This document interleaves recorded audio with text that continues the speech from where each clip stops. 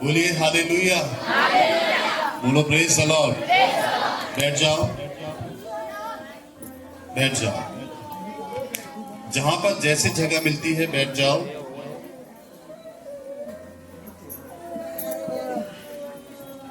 बोलिए हालेलुया। जाओ, निकल जाओ यीशु मसीह के सामर्थी नाम से। छोड़ दो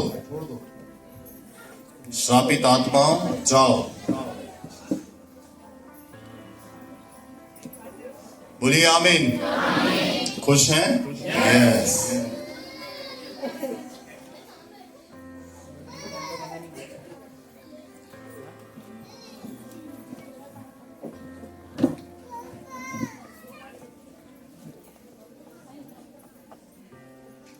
मैं आपका पास्टर होने के नाते आपसे एक प्रश्न पूछना चाहता हूं। सुनो ध्यान से। और वो प्रश्न ये है कि क्या आप अपने जीवन में एक अद्भुत क्रिसमस, एक नया क्रिसमस, एक आशा से भरा क्रिसमस और एक उम्मीद से भरा क्रिसमस देखना चाहेंगे? चाहेंगे देखना? नो आमीन। आज जो पवित्र आत्मा आपसे बात करे उसको बिल्कुल बारीकी से समझना, ठीक है? बोलिए हालेलुया। आज आप जानना चाहेंगे वास्तव में एक सच्चा प्यार जो परमेश्वर की ओर से आपके लिए आज के दिन प्रकट किया गया। समझ रहे हैं ना? एक सच्चा प्रेम, वास्तव में एक सच्चा प्यार जो परमेश्वर की ओर से आज पूरे संसार के लिए प्रकट किया गया। क्योंकि सच्चा प्रेम नहीं है परमेश्वर को छोड़कर, यीशु मसीह को छोड़कर एक सच्चा प्रेम। क्रिसमस को हम किस दृष्टिकोण से देखते हैं आज के दिन को? क्या इस दृष्टिकोण से देखते हैं कि क्रिसमस एक एंटरटेनमेंट, एंजॉय, केक, कॉफी या अच्छा खाना, सजावट, अच्छे कपड़े? समझना बात को। इन सब से कहीं दूर हटके एक अलग बात जो परमेश्वर के हृदय के अंदर मनुष्य जाति के लिए छुपी थी, आज के दिन परमेश्वर ने अपनी दिल की बात को जो सालों से, सदियों से उसके हृदय के अंदर छुपी थी, आज के दिन उसने इस संसार में यीशु मसीह के द्वारा प्रकट किया। बोलिए आमीन। हालेलुया। यीशु मसीह आज के दिन पैदा हुआ। ये परमेश्वर का प्रेम, यीशु मसीह आज के दिन इस पृथ्वी पर आया। परमेश्वर का प्रेम प्रकट हुआ इस पृथ्वी पर। परमेश्वर आपको और लोगों को और संसार में जितने भी लोग हैं पाप में, अधर्म में, अपराधों में जो फंसे हैं, उनको मारना नहीं चाहता है। यीशु मसीह को पैदा करने के द्वारा परमेश्वर ने ये बताया पूरी दुनिया को कि मैं पूरी दुनिया को अपने बेटे यीशु मसीह के द्वारा बचाना चाहता हूं। यीशु मसीह को पैदा करने का सबसे मेन उद्देश्य, जिसको आज आपको समझना है, मेन उद्देश्य कि आज परमेश्वर ने बेटे को प्रकट करके पूरी दुनिया को बचाने के लिए एक पक्का निर्णय लिया और उसका निर्णय उसके बेटे को प्रकट करने पर हुआ। और ये डन हुआ कि हाँ, परमेश्वर चाहता है कि लोग बचें, पाप से छुड़ाए जाएं, मौत से छुड़ाए जाएं, अपराध और अधर्म से छुड़ाए जाएं और उसके बेटे के पास आए। बोलो आमीन। आपके जीवन में ये क्रिसमस एक नई उम्मीद, एक नई खुशी और एक नई आशा है। समझना, एक रीति रिवाज के द्वारा इस क्रिसमस को सेलिब्रेट नहीं, परंतु ये क्रिसमस मेरी जिंदगी में एक नई उम्मीद, एक नई आशा, एक नई खुशी है, जिसको मुझे ढूंढना है, जिसको मुझे पाना है। बोलिए हालेलुया। Praise the Lord. कैसे समझेंगे इसको कि हमें ढूंढना है, इसको पाना है, इसको ग्रहण करना है? कैसे समझेंगे इसको?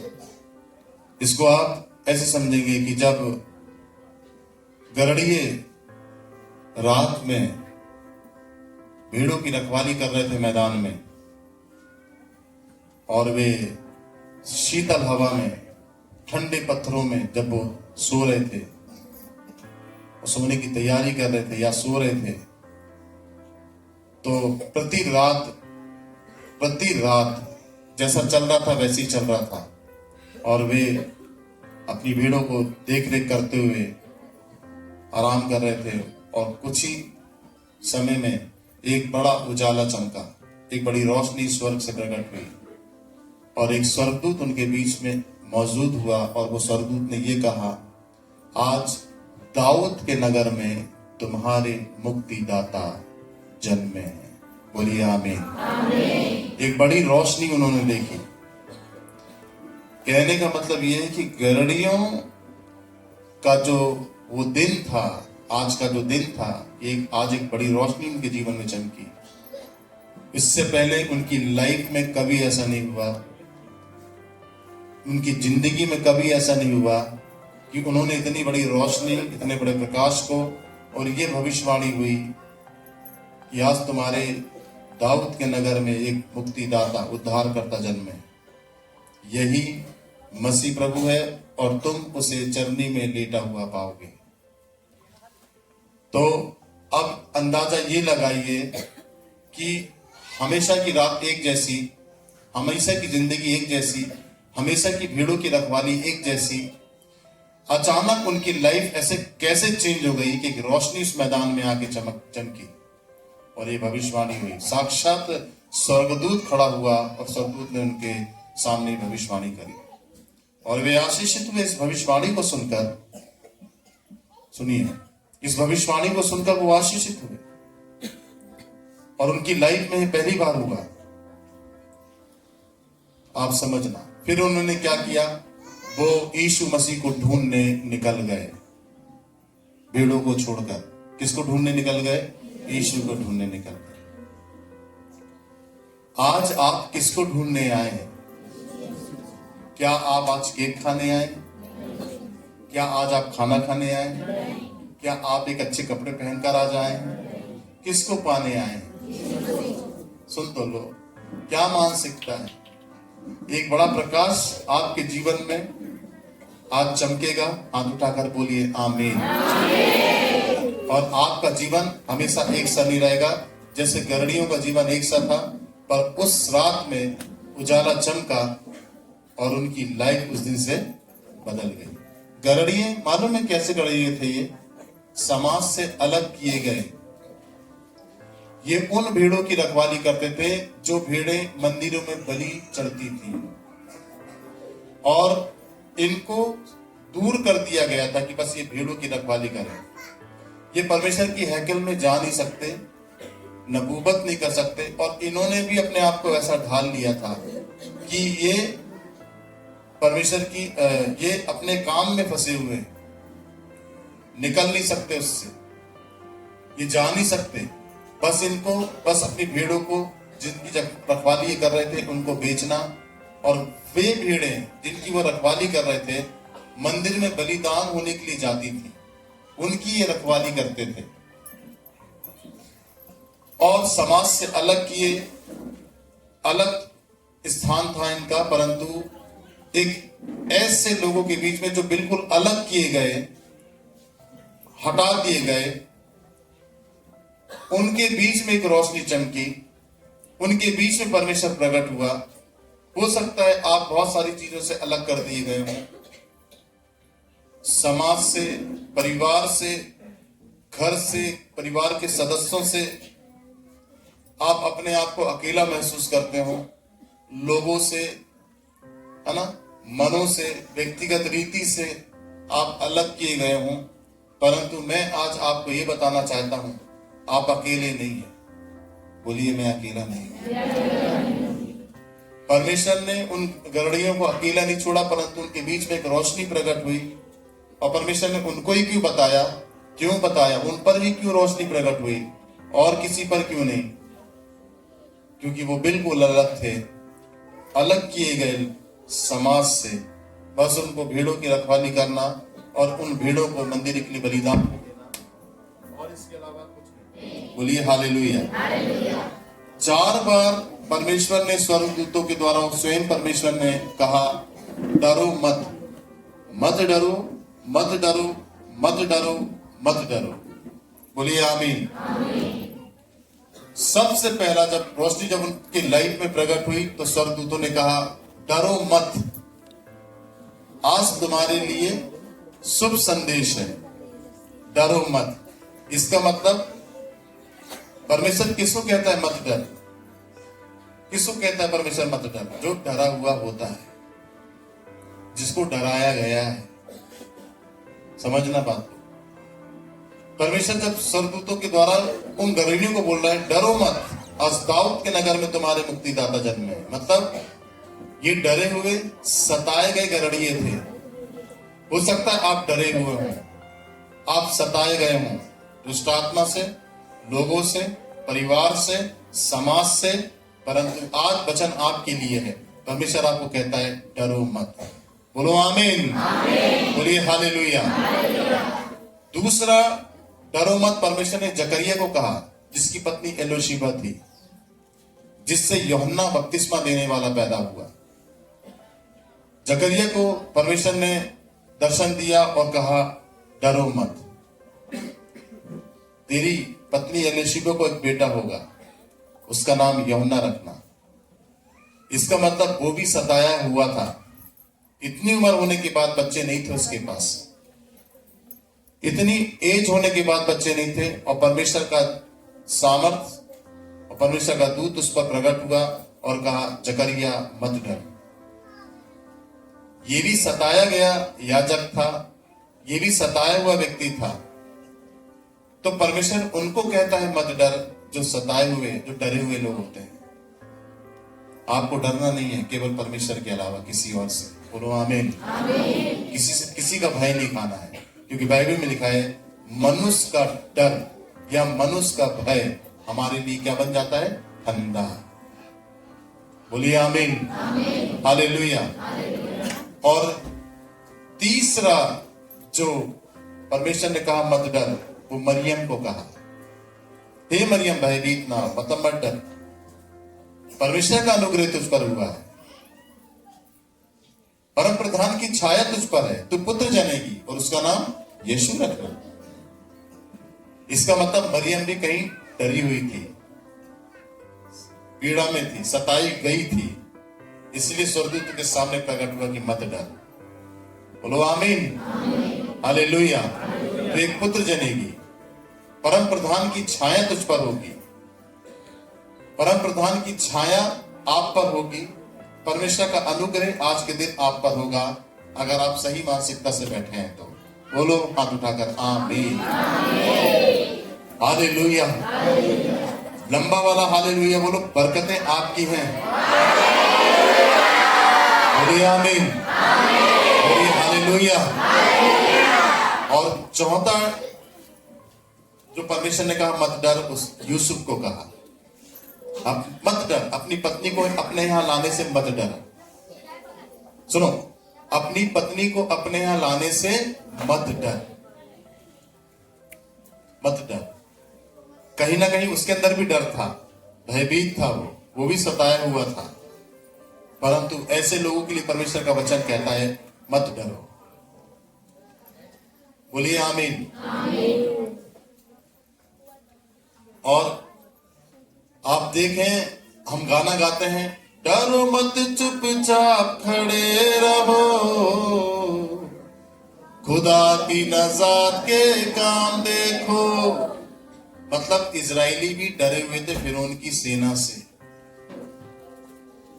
तो इससे आप अंदाजा लगा लो कि फिरौन की सेना से डरे हुए, डर किस बात का? फिरौन की सेना को तलवार से मार डालेगी, काट देगी। फिरौन की सेना से, फिरौन से डर रहे थे वो। तब परमेश्वर मूसा को कहता है, डरो मत, आज मैं तुम्हारे बीच में उद्धार के काम को प्रकट करूंगा। बोलो आमीन। हालेलुया। और ऐसे लिखा है बाइबल में, मत डर, तेरी आशा फिर कभी नहीं टूटेगी। बोलो आमीन। अपने सीने के ऊपर हाथ रखो और बोलो, मत डर, तेरी आशा फिर कभी नहीं टूटेगी। आमीन। बोलो, मेरी आशा फिर कभी नहीं टूटेगी। और एक सबसे महत्वपूर्ण बात कि जब स्वर्गदूत गरड़ियों पर प्रकट हुआ तो गरड़िए रुके नहीं, वो उसकी खोज करने के लिए निकल गए। परमेश्वर का अनुग्रह आप पर है आज, परमेश्वर की रोशनी आपके ऊपर है और होगी भी। क्या करेंगे आप? संसार में रहेंगे, जहां गरड़िए थे वहीं रहेंगे, या गरड़ियों के समान चरनी की तरफ जाएंगे जहां उद्धारकर्ता बालक यीशु जन्मा है? कहां जाएंगे आप? चरनी की तरफ जाएंगे।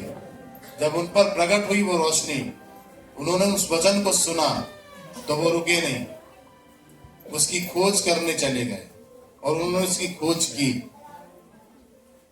बस स्वर्गदूत ने यह बोला कि तुम उसे चरनी में सफेद कपड़े में लिपटा हुआ देखोगे।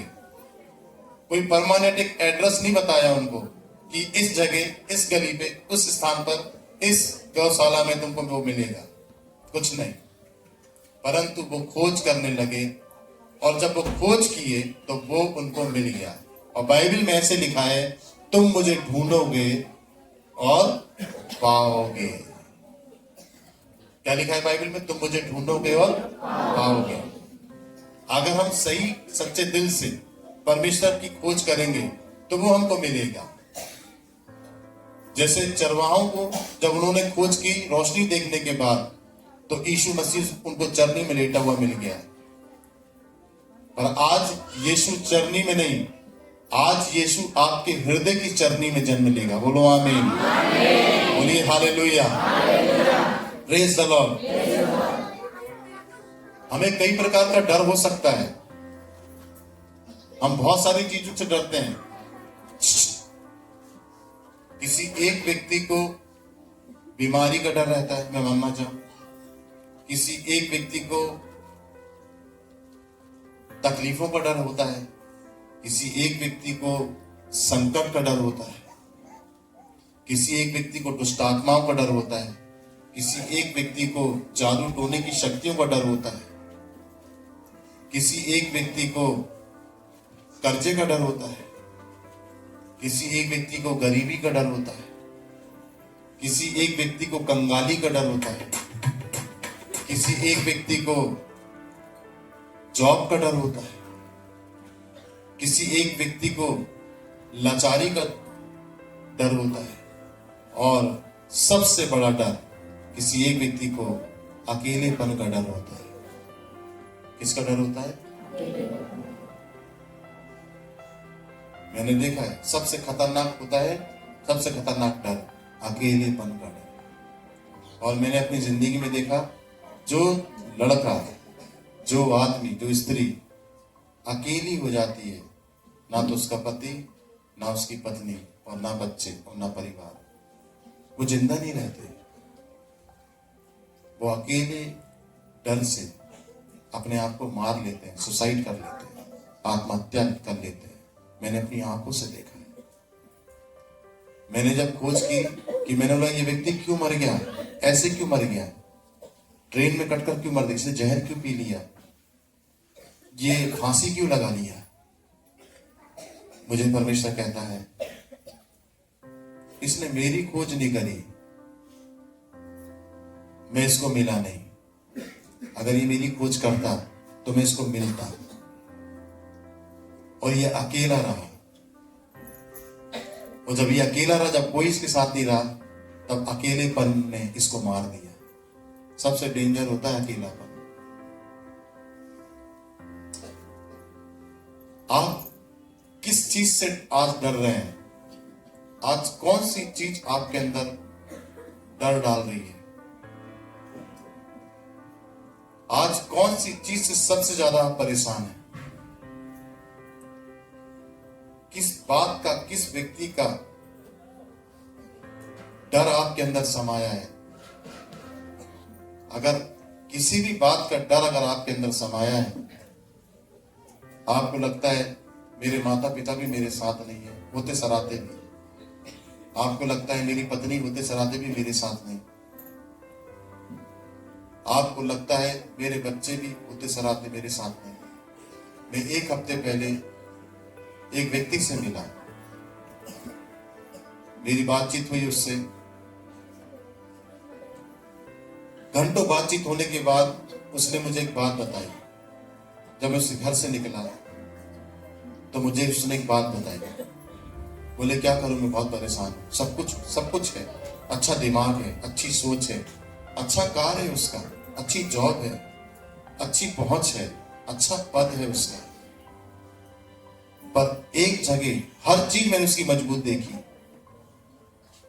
हर चीज उसकी मैंने बोल्ड देखी, पर जब बाहर निकला तो एक चीज सुनकर मेरे को तोड़ दी उसकी बात। उसने ये कहा, भाई साहब मैंने आपको एक बात बोलूं, बिल्कुल भावुक हो गया। अभी जब मैं उसके घर में था तो बहुत बड़ी बड़ी बातें कर रहा था, और सही में वो था भी वैसा, दिख भी वैसे ही रहा था कि हाँ ये जो बोल रहा है ये है। परंतु जब मैं बाहर निकला उसके घर से, मैंने बोला ब्रदर मैं जा रहा हूं। तो बस मुझे रोक लिया, बोला आपसे एक जरूरी बात करना है। बोला बोलो। भावुक हो गया, मुझसे कहता है, सुनना ध्यान से, सब कुछ तो मेरे साथ है आज, सारी वस्तु सारी चीजें मेरे साथ है, पर जिससे मैं ज्यादा उम्मीद रखता हूं जो मेरे साथ हो वो मेरे साथ नहीं है। मैंने बोला कौन? बोलता है मेरी पत्नी। और दूसरा कौन है? बोला मेरे बच्चे।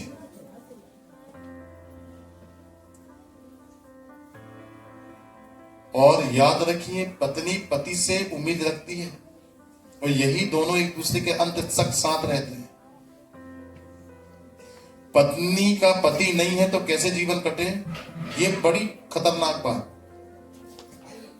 और यदि उस विधवा के जीवन में यीशु नहीं आया तो कैसा जीवन काटेगी, और अगर यीशु आ गया तो फिर तो बात ही अलग है। और यदि पत्नी नहीं है, पति अकेला है, तो ये भी सबसे खतरनाक बात।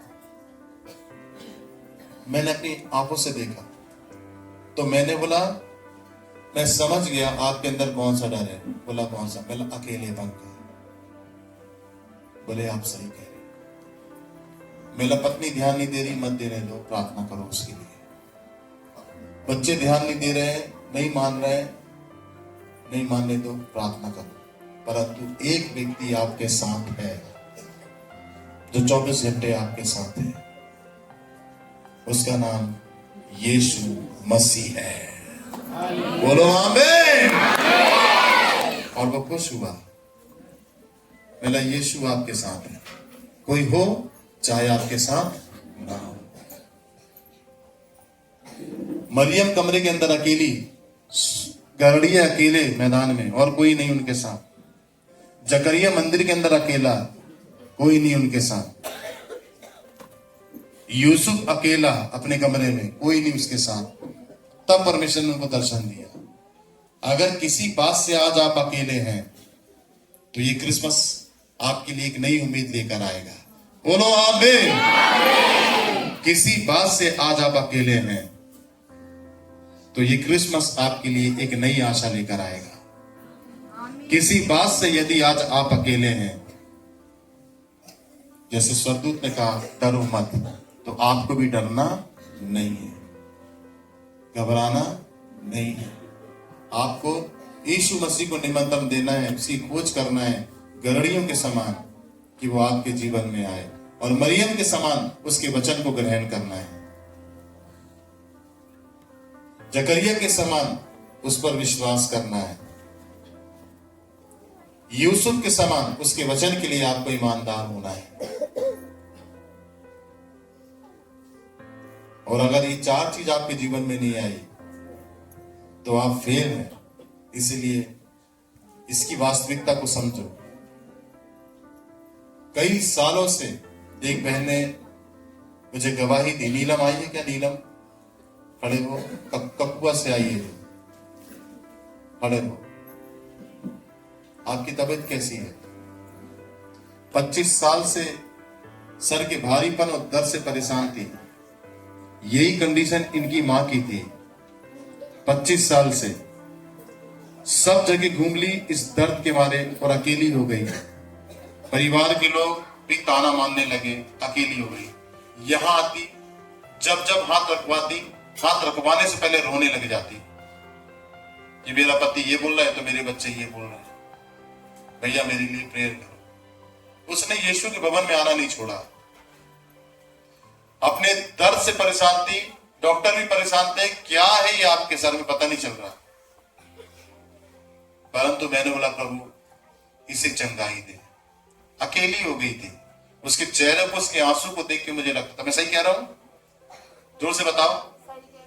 अकेली हो गई थी। आप नहीं बताओगे परंतु पवित्र आत्मा मेरी आंखों से आपको देखेगा और मुझे बताएगा ये अकेला है। जैसे वो व्यक्ति मुझसे कहा, मैं आपसे एक बात बोलना चाहता हूं। मैं कहा मुझे मालूम है आप अकेलेपन के शिकार हो। ये अकेली हो गई थी। जब ये अकेली हो गई तो इसके जीवन में परमेश्वर की, यीशु मसीह की ज्योति उदय हुई। 25 साल का श्राप इसके जीवन से टूटा। आमीन। बताओ ये सही बात है?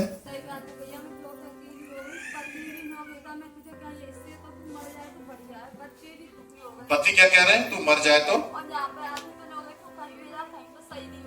यहाँ पे आती थी तो पति क्या कहते थे? तू कहीं भी जा, कहीं भी सही नहीं होगी। आना नहीं छोड़ा और मैं मर जाऊं चाहे मैं जिंदा रहूं मैं वहीं जाऊंगी। और पति बच्चे ताने मारते थे, ताने से परेशान और अकेली हो गई थी। माइक तो उनको माइक। मैं हार मार के मैं जो गई थी, अब तो मैं मर जाऊं तो खड़ी जाऊं ऐसे जीवन थे। मैं अब भी रोती हूँ, मुझे बहुत याद आती है तो मुझे रोना उतना आता है। हे परमेश्वर तू नहीं होता तो मैं बचती नहीं। हे परमेश्वर तू नहीं होता तो मैं बचती। मैं बहुत दुखी हो गई, इतनी दुखी हो गई, इतनी अकेली हो गई, मैं बहुत ज्यादा अकेली हो गई। बच्चे भी, पति भी साथ में, फिर भी मैं इतनी दुखी, बहुत दुखी हो गई। चारों तरफ डोल के मैं दुखी हो गई। आखिर में मेरे परमेश्वर ने बचाया मुझे।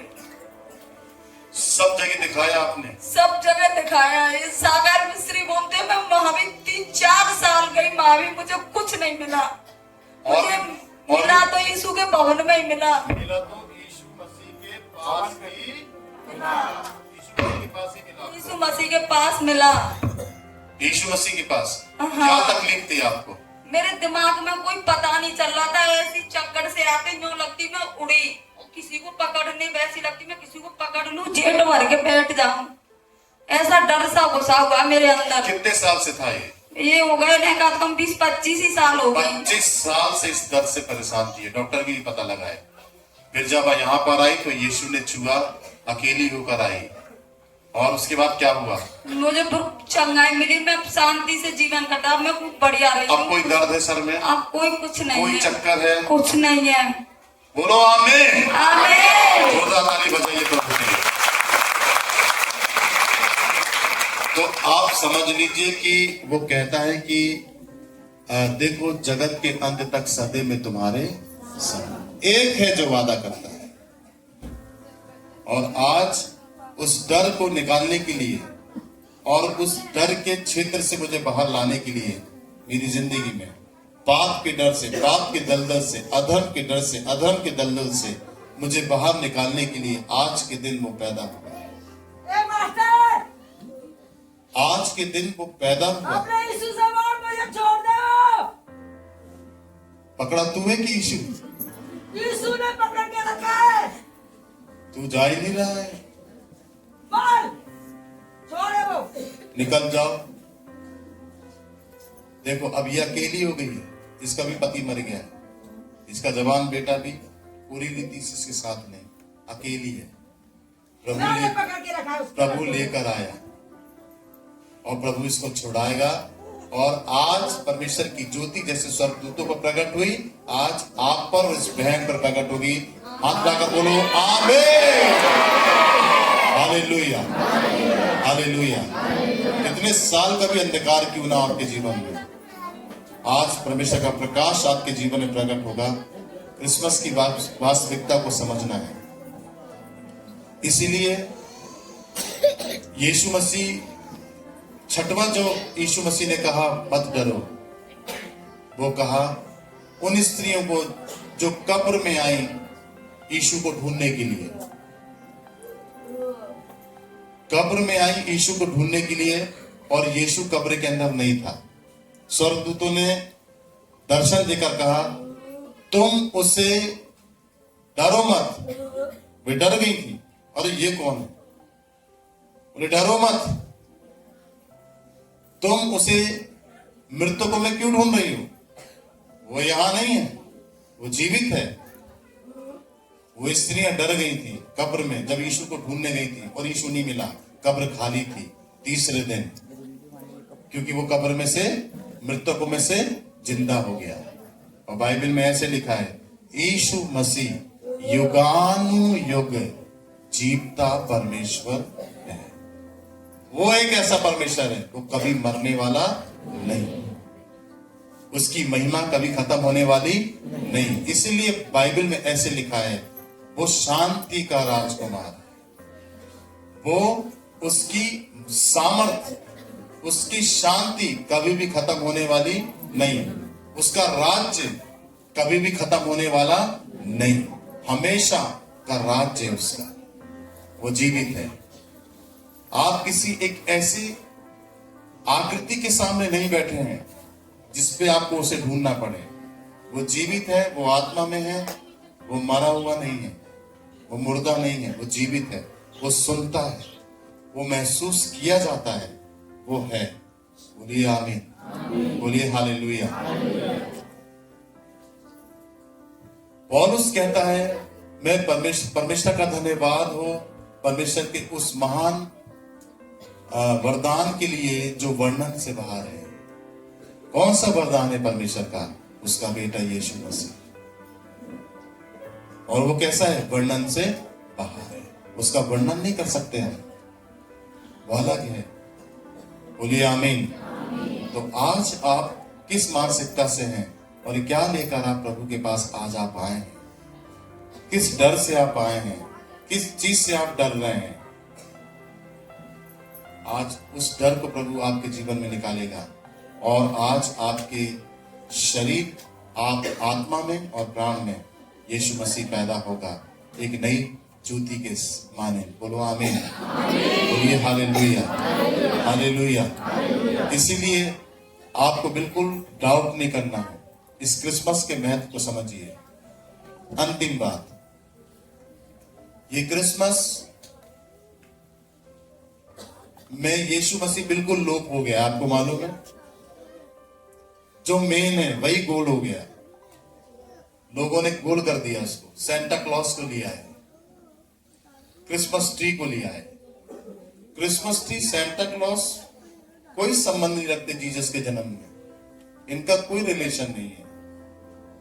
यीशु मसीह का प्रेम उसके जन्म के द्वारा वास्तविक है और हुआ है हर एक मानव जाति के लिए। उसके जन्म का आज के दिन एक अलग उद्देश्य है कि वो हम जैसे डरे हुए, पाप से दबे हुए, अधर्म से कुचले हुए लोगों को उन पर प्रकाश चमकाने और उनको निकालने आया है। उसका उद्देश्य यह है। इसीलिए यशायाह भविष्यवक्ता की किताब में वो कहता है कि मैं इसलिए आया हूं कि बंदियों को छुड़ाऊं, पापियों को मुक्ति का मार्ग बताऊं और जकड़े हुओं को आजाद करूं। मैं इसलिए आया हूं कि जितने भी विलाप कर रहे हैं, जितने भी रो रहे हैं, उनके चेहरे पर हर्ष का तेल मलूं। मैं इसीलिए आया हूं कि जिनकी सर पर राख है, उनकी राख को दूर करके उनके सिर पर सुंदर पगड़ी बांधे। उसका पैदा होने का मुख्य कारण यह है कि वो आपको आपके जीवन से डर हटाने, निर्भय करने, पाप से निकालने। आप जरूर अलग किए गए हों, कोई पूछता नहीं, कोई इज्जत, कोई सम्मान नहीं होगा आपका, परंतु प्रभु आज से आपको सम्मान दिलवाएगा। बोलो आमीन, बोलिए हालेलुया, बोलिए praise the Lord, praise the Lord, hallelujah. तो इसको समझना हमको कि वो क्यों जन्म हुआ। एक सेंटा क्लॉज को हाईलाइट कर दिए, बोलते हैं ये क्रिसमस है, इसी की पहचान है क्रिसमस। शैतान की चाल देखो, एक क्रिसमस ट्री को हाईलाइट कर दिए। बाइबल में सेंटा क्लॉज का कोई जिक्र नहीं, क्रिसमस ट्री का कोई जिक्र नहीं। बाइबल में सिर्फ यीशु मसीह के बारे में बताया गया।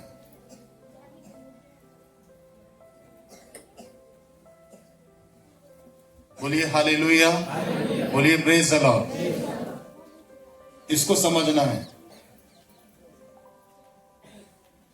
क्या देखकर, क्या सोचकर आप उसके पास आज क्रिसमस में आए हैं, इसके भेद को आज आपने जाना है कि वो क्यों पैदा हुआ है। बोलो आमीन, हालेलुया। बिल्कुल भी ऐसी बातों में मत जाना जो बिल्कुल बाइबल के अलग है। शैतान इसी चीज को स्थापित करना चाहता है जो बाइबल के द्वारा नहीं। और अगर आप इसी लीक पर चलेंगे तो आप बिगड़ जाएंगे।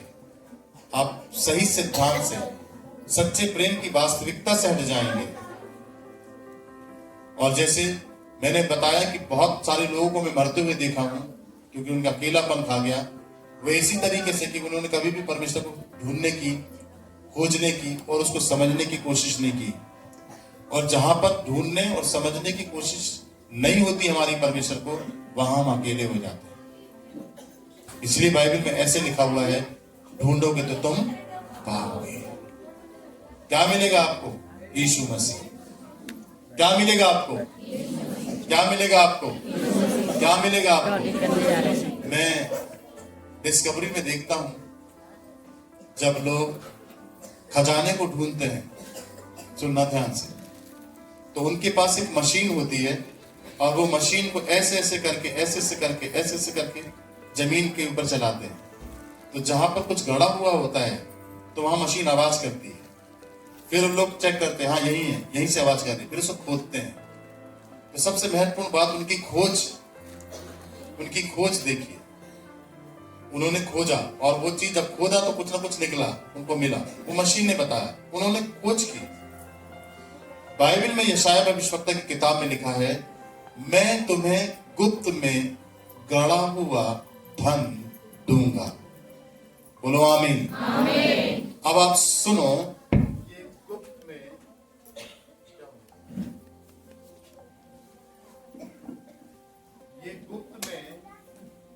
गुप्त में गड़ा हुआ धन जमीन का खजाना नहीं है, मटका नहीं है, या गुप्त में गड़ा हुआ धन एक ऐसा धन, रुपया पैसा नहीं जो पुराने समय में कोई गाड़ दे तो अब आप उसको खोद के निकाले, नहीं। ये निकालना भी नहीं, ये खतरनाक है। परंतु वचन कहता है, मैं तुम्हें गुप्त में गड़ा हुआ धन दूंगा। का मतलब है गुप्त में गड़ा हुआ धन, वो मारा गया, गाड़ा गया और तीसरे दिन मृतकों में से जिंदा हुआ। बोलो, वो मारा गया, गाड़ा गया, तीसरे दिन मृतकों में से जिंदा हुआ। मतलब गुप्त रीति से, आपने देखा भी नहीं वो कैसे जीवित हो गया, और वो जीवित हो गया। गुप्त में वो गाड़ा गया और गुप्त में अचानक एक ऐसा अनमोल धन निकल कर आया जिसको पाने के बाद हम कभी गरीब नहीं होंगे। बोलो आमीन। तो ये गुप्त धन जो है वो और कोई धन नहीं, वो यीशु मसीह है जिसको परमेश्वर आपको देगा। पर वो कैसे देगा? उसको खोजना पड़ेगा। जैसे वो मशीन से खोजते हैं ना, ऐसे आपको अपने मन से उसको खोजना पड़ेगा। उनके हाथ में मशीन है, आपकी मशीन आपका मन है। क्या है आपकी मशीन? आपको उसे मन से खोजना है। किससे खोजना है? मन से। वो कहता है, संपूर्ण मन से मेरे पास लौट आओ। बोलो आमीन, हालेलुया। मैं तुमको मिलूंगा, और अगर हम आते हैं तो वो हमको मिलेगा। सच्चे हृदय से आज एक बात बताना चाहता हूं, वो सही में आपको निर्भय करना चाहता है।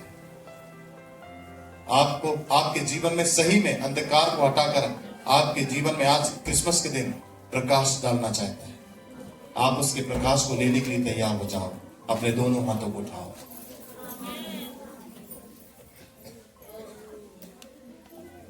बोलो, प्रभु यीशु मसीह, आपका वचन कहता है, जगत की ज्योति मैं हूं। जो कोई मेरे पीछे हो लेगा वे अंधकार पे नहीं, जीवन की ज्योति को पाएगा। मुझे ज्योति दे जैसे तूने गरणियों को चमकाया, गरणियों के बीच में जो ज्योति उदय हुई, वही ज्योति आज मेरे जीवन में उदय कर। मजूसियों के जीवन में जो तारे की चमक आई, मजूसियों के जीवन में जो तारे की चमक आई, आज वही चमक मुझे चाहिए कि मेरे परिवार से, मेरे जीवन से, मेरे घर से सारा अंधकार निकल जाए और तेरा प्रकाश मेरे जीवन में आ जाए। और जैसे गरणियों को तू मिल गया, तू मुझे मिल जाए। मैं तेरी खोज करने आया हूं। आ यीशु मसीह आ, मेरे हृदय में आ, अपने प्रकाश को मेरे हृदय में चमका, मेरे सारे अंधकार के पापों को दूर कर और मुझे क्षमा कर, मुझे क्षमा कर। आज के दिन मेरे जीवन में पैदा हो, मेरे हृदय में पैदा हो। ओ यीशु, आज मैं तुझसे लिपट जाना चाहता हूं, अनुग्रह कर। सारी महिमा आपको देता हूं, यीशु मसीह के सामर्थी नाम से मांगता हूं, आमीन। जोरदार ताली बजाइए उसको।